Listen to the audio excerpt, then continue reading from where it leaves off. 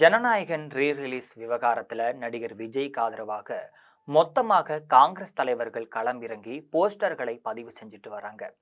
மாணிக்கம் தாக்கூர் ஜோதிமணியை தொடங்கி கிறிஸ் ஜோடங்கர் விஜய்க்கு ஆதரவாகவும் பேசிட்டு இருக்காரு. பிரதமர் மோடி அழுத்தம் தருகிறார், அதனால்தான் ஜனநாயகனுக்கு சிக்கல் ஏற்பட்டுள்ளது.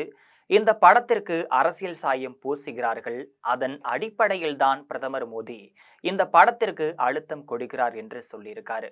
முடிந்தால் அரசியல்வாதி விஜயை எதிர்த்து நில்லுங்கள், உங்கள் நெஞ்சுயிரை காட்டுங்கள். நடிகர் விஜயின் ஜனநாயகன் திரைப்படத்தை சுற்றி உள்ள சர்ச்சை அரசியல் அதிகாரத்தின் தவறான பயன்பாடு குறித்த கவலைகளை தூண்டியுள்ளது. அரசியல் கருத்து வேறுபாடுகள் புரிந்து கொள்ளக்கூடியவை என்றாலும் கூட ஒரு கலைஞரின் படைப்பை இலக்கு வைப்பது ஏற்றுக்கொள்ள முடியாது. அரசியல் ஆதாயத்திற்காக திரைப்படங்களுக்கு தணிக்கை செய்வதை தமிழ்நாடு மக்கள் பொறுத்து கொள்ள மாட்டார்கள். கலை மற்றும் பொழுதுபோக்கு ஆகியவை அரசியல் போர்களில் காய்களை பயன்படுத்தப்படாமல் இருப்பதை நீங்கள் உறுதி செய்ய வேண்டும் என்று நாங்கள் கேட்டுக்கொள்கிறோம். அதிகாரிகள் மீது நீங்கள் கொடுக்கும் அழுத்தம் காரணமாக விஜயின் திரைப்படம் தாமதங்களை சந்தித்து வருகிறது. இது தயாரிப்பாளர்களுக்கும் ரசிகர்களுக்கும் நியாயமற்றது. கலையிலிருந்து அரசியலை விலக்கி வைப்போம், படைப்பு சுதந்திரத்தை மதிப்போம் என்று சொல்லியிருக்காரு. மோடிஜி நடிகர் விஜயை அல்ல, அரசியல்வாதி விஜயை எதிர்கொண்டு உங்கள் 56 அங்குல மார்பு என்ற கூற்றை நிரூபிங்கள். உங்கள் மிரட்டல் அரசியல் தமிழ்நாட்டில் பலிக்காது என்பதை நினைவில் கொள்ளுங்கள் என்று நடிகர் விஜயை எதிர்க்காதீர்கள் என்று சொல்லியிருக்காரு. தமிழ்நாடு காங்கிரஸ் மற்றும் புதுச்சேரி காங்கிரஸ் கமிட்டியின் அகில இந்திய காங்கிரஸ் கமிட்டியின் பொறுப்பாளராக இருக்கக்கூடிய கிறிஸ் ஜோடங்கர் தெரிவிச்சிருக்காரு. கிறிஸ் ஜோடங்கர் காங்கிரஸ் எம்பி ராகுல் காந்திக்கு லெப்ட் ஹேண்ட் போல் செயல்படக்கூடியவர். அதேபோல் ஜனநாயகன் ரிலீஸ் தமிழ் மக்களை பாஜக அவமதிக்கிறது என்று பிரவீன் சக்கரவர்த்தியும் விமர்சனமும் செஞ்சிட்டு இருக்காரு. இவர் ராகுல் காந்திக்கு ரைட் ஹேண்ட் போலவும் செயல்படக்கூடியவர். முன்னதாக காங்கிரஸ் எம்பி ஜோதிமணி செய்துள்ள போஸ்டில் ஜனநாயகன் திரைப்படத்திற்கு ஒன்றிய அரசின் கீழ் இயங்கக்கூடிய தணிக்கை வாரியம் சான்றிதழ் தர மறுப்பது கடுமையான கண்டனத்திற்குரியது என்று சொல்லியிருக்காரு. இது தமிழ் திரையுலகத்தின் மிகவும் நடத்தப்படுகிற தாக்குதல். நமது அரசியல் சார்பு விருப்பு வெறுப்புகளை தாண்டி கருத்து சுதந்திரத்தின் மீது நம்பிக்கை உள்ள ஒவ்வொருவரும் இதை கையாள வேண்டும்.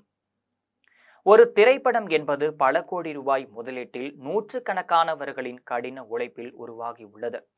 அதை இப்படி முடக்க நினைப்பது படைப்பு சுதந்திரத்திற்கு முற்றிலும் எதிரானது. அதுவும் அரசியல் காரணங்களுக்காக முடக்கப்படுவது இன்னும் ஆபத்தானது.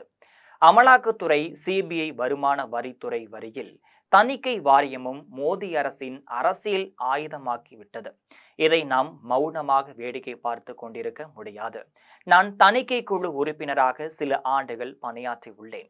அதன் செயல்பாடுகளை நான் நன்கறிவேன்.